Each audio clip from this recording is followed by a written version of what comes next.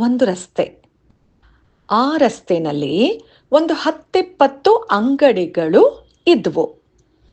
ಅದೇ ರಸ್ತೆನಲ್ಲಿ ಒಂದು ಕಡೆ ಮೋರಿ ಕ್ಲೀನ್ ಮಾಡ್ತಾ ಇದ್ರು, ಇನ್ನೊಂದು ಕಡೆ ಯಾವುದೋ ಕಟ್ಟಡ ನಿರ್ಮಾಣ ಆಗ್ತಾ ಇತ್ತು.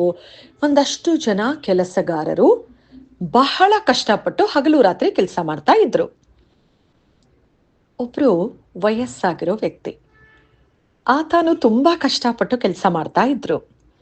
ಮೊದಲೇ ಬಿಸಿಲು ಬೇರೆ, ಎಷ್ಟೊಂದು ಕಷ್ಟಪಡ್ತಾರೆ.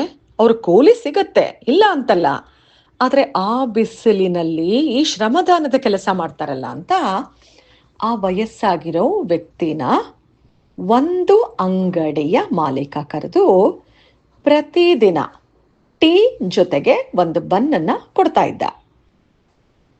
ಆ ವಯಸ್ಸಾಗಿರೋ ವ್ಯಕ್ತಿಗೆ ತುಂಬಾ ಖುಷಿ ಆಯ್ತು. ಈ ವ್ಯಕ್ತಿ ನನ್ನ ಹತ್ರ ದುಡ್ಡಿಸ್ಕೊಳ್ದೇನೆ ಟೀ ಬನ್ನನ್ನು ಕೊಡ್ತಾ ಇದ್ದಾನೆ, ಪ್ರತಿದಿನ ನನಗೊಂದು 10-15 ರೂಪಾಯಿ ಆದರೂ ಉಳಿತಾ ಇದೆ ಅಂತ ಅವನು ಖುಷಿ ಪಟ್ಟ. ಒಂದು ವಾರ ಕೆಲಸಗಳು ನಡೀತು.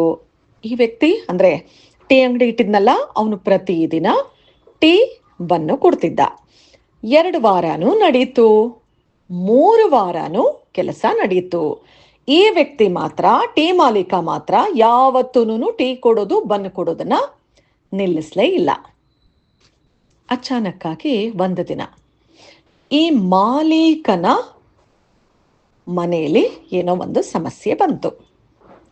ಅವತ್ತಿನ ದಿನ ಅವನೆಷ್ಟು ತಲೆ ಕೆಡಿಸ್ಕೊಂಡಿದ್ದ ಅಂದ್ರೆ, ಈ ವ್ಯಕ್ತಿ ಯಾರು ವಯಸ್ಸಾಗಿರೋ ಆತ ಪ್ರತಿದಿನ ಟೀ ಮತ್ತೆ ಬನ್ನು ಕೊಡ್ತಾ ಇದ್ನಲ್ಲ, ಆ ವ್ಯಕ್ತಿ ಅವನು ಮುಂದೆನೆ ಸುಳಿದಾಡ್ತಾ ಇದ್ದ. ಇವನಿಗೆ ಆ ಕಡೆ ಗಮನನೇ ಇಲ್ಲ. ತನ್ನ ತಲೆ ಪೂರ್ತಿ ತನ್ನ ಮನೆ ಯಾವುದೋ ಒಂದು ವಿಚಾರ ತಲೆಯಲ್ಲಿ ಕೊರಿತಾ ಇತ್ತಲ್ಲ, ಸಮಸ್ಯೆ, ಅದ್ರ ಬಗ್ಗೆನೇ ಯೋಚನೆ ಮಾಡ್ತಿದ್ದ. ಈ ಟೀ ಕುಡಿತಾ ಇದ್ನಲ್ಲ ಫ್ರೀಯಾಗಿ, ಅವನು ಈ ಕಡೆಯಿಂದ ಆ ಕಡೆ ಹೋದ, ಆ ಕಡೆಯಿಂದ ಈ ಕಡೆ ಬಂದ, ಮಾಲೀಕನ ಕಡೆನೇ ನೋಡ್ದ. ಏನು ಮಾಡಿದ್ರು ಆ ಮಾಲೀಕ ಫ್ರೀಯಾಗಿ ಅವತ್ತು ಆಫರ್ ಮಾಡಲೇ ಇಲ್ಲ. ಇವನಿಗೆ ಸಖತ್ ಕೋಪ ಬಂತು. ಏನ್ ಅನ್ಕೊಂಡ್ಬಿಟ್ಟಿದ್ದಾನೆ ಇವನು, ನಮ್ಮನ್ನ ಪ್ರತಿದಿನ ಇವನೇ ತಾನೇ ಕರೆದು ಕೊಡ್ತಾ ಇದ್ದಿದ್ದು, ಇವತ್ತೇನೋ ಸ್ಪೆಷಲ್ಲು. ನೋಡು, ಅಹಂಕಾರ ಮನೆ ಮೇಲೆ ಮನೆ ಕಟ್ಸಿರ್ತಾನೆ, ಯಾರ ತಲೆ ಒಡೆದಿರ್ತಾನೋ ಏನೋ. ಅಹಂಕಾರ, ಬಡವರಿಗೆಲ್ಲ ಕೊಟ್ಬಿಟ್ರೆ ಇವನ್ಗದು ಏನ್ ಕಮ್ಮಿ ಆಗ್ಬಿಡತ್ತೋ ಏನೋ. ಈಗ ಬಂದ ಹಾಗೆ ಬೈಕೊಂಡ. ಬೈಕೊಳ್ಳೋದ್ರ ಜೊತೆಗೆ ಅವನ್ ಮೋರಿ ಕೆಲ್ಸನೋ ಕ್ಲೀನಿಂಗೋ ಏನೋ ಮಾಡ್ತಿದ್ನಲ್ಲ, ಜೋರಾಗಿ ಇಟ್ಟಿಗೆಗಳನ್ನ ಹಾಕೋದಂತೆ, ಸಿಡ ಅನ್ನೋದಂತೆ, ಸಿಕ್ಕಾಪಟ್ಟೆ ಇರಿಟೇಟ್ ಮಾಡ್ಕೊಂಡು ಕೂಗಾಡ್ತಾ ಇದ್ದ. ಈ ಮಾಲೀಕಂಗ ಅವೆಲ್ಲ ಗೊತ್ತಾಗ್ಲಿಲ್ಲ, ಪಾಪ ಅವನ ಸಮಸ್ಯೆಲಿ ಅವನಿದ್ದ. ಸೊ ಇಷ್ಟೇ ಕಥೆ. ಈ ಕಥೆಯಲ್ಲಿ ಮುಂದೆ ಏನಾಯ್ತು, ಇವನಿಗೆ ಬುದ್ಧಿವಂತ, ಅವನ್ ಸಾರಿ ಕೇಳದ್ ನಾವೆಲ್ಲ ಇಲ್ಲ. ನಾನು ನಿಮಗೆ ಹೇಳಕ್ ಹೊರಟಿರೋದು ಒಂದೇ ವಿಚಾರ. ಇಲ್ಲಿ ಕೆಟ್ಟೋರು ಒಳ್ಳೆಯೋರು ಈ ತರ ಮಾನದಂಡಗಳನ್ನ ಇಟ್ಕೊಳ್ಳದೇನೆ ಮಾತಾಡ್ತಾ ಇರೋದು. ಯಾರಿಗಾದರೂ ನೀವು ಫ್ರೀಯಾಗಿ ಏನಾದರೂ ಕೊಡ್ತಾ ಇದ್ದೀರಾ ಅಂದ್ರೆ ದಯವಿಟ್ಟು ಕಂಟಿನ್ಯೂಸ್ ಆಗಿ ಅದನ್ನ ಮಾಡಕ್ ಹೋಗಬೇಡಿ. ಯಾಕಂದ್ರೆ ಆ ಮುದುಕನಿಗೆ, ಕಾರ್ಮಿಕನಿಗೆ ಬೇರೆ ಯಾರೂ ಕರೆದು ಈ ಥರದ್ದೇನು ಫ್ರೀಯಾಗಿ ಕೊಡ್ತಾ ಇರಲಿಲ್ಲ. ಒಂದು ಚಾಕ್ಲೇಟು ಬಿಸ್ಕೆಟ್ ಏನೂ ಕೊಡ್ತಿರ್ಲಿಲ್ಲ, ಒಂದು ಲೋಟ ನೀರು ಕೊಡ್ತಾ ಇರಲಿಲ್ಲ. ಆದರೆ ಇವನು ಟೀ ಮತ್ತೆ ಬಂದು ಕೊಡ್ತಾ ಇದ್ದ. ಇವನಿಗೆ ಇದ್ದಿದ್ದು ಕೋಪ, ಟೀ ಬನ್ನು ಸಿಗ್ಲಿಲ್ಲ ಅಂತ ಇಷ್ಟು ದಿನ ಫ್ರೀಯಾಗಿ ಕೊಟ್ನಲ್ಲ ಅವನ ಮೇಲೆ, ಬಾಕಿಯವ್ರ ಮೇಲಲ್ಲ.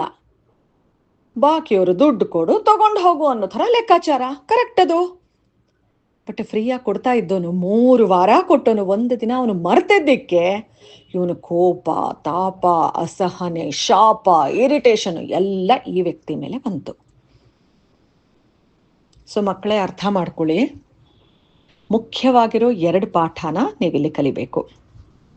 ಮೊದಲನೇದು, ಯಾರಿಗಾದ್ರೂ ಸಹಾಯ ಮಾಡ್ತಾ ಇದ್ರೆ ದಯವಿಟ್ಟು ಒಂದೇ ಪ್ಯಾಟ್ರನ್ ನಲ್ಲಿ ಸಹಾಯ ಮಾಡಬೇಡಿ.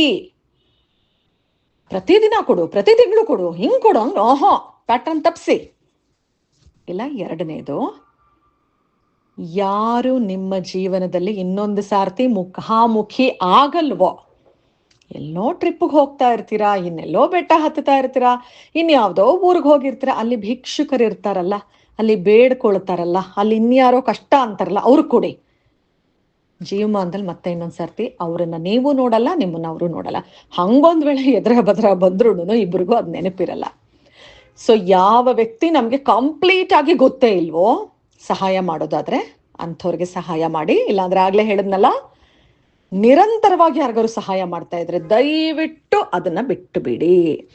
ಯಾಕಂದರೆ ನಾವು ಯಾರನ್ನೋ ಸಂತೋಷ ಪಡಿಸ್ತಾ ಇರ್ತೀವಿ ಅಂತ ಅನ್ಕೊಳ್ತೀವಲ್ಲ, ಆ ಸಂತೋಷ ಅವ್ರಿಗೆ ಒಂದಷ್ಟು ದಿನಗಳಾದ್ಮೇಲಿಂದ ಚಟ ಆಗ್ಬಿಡತ್ತೆ. ಅದೇ ಸಂತೋಷ ಅವ್ರಿಗೆ ಇದೆ ಕೊಡ್ತಾನೆ, ಯಾರು ಉಪಕಾರ ಕೊಡ್ತಾನೆ ಅನ್ನೋ ಥರ ಆಗತ್ತೆ.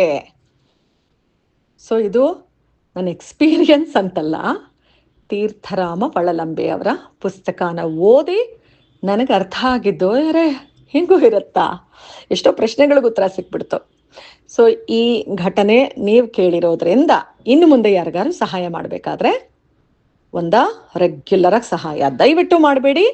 ಎರಡನೇದು, ನಿಮಗೆ ಯಾವ ವ್ಯಕ್ತಿ ಮುಖತಃ ಪರಿಚಯ ಇಲ್ವೋ ಅವರಿಗೆ ಮಾತ್ರ ಸಹಾಯ ಮಾಡಿ. ಓಕೆ.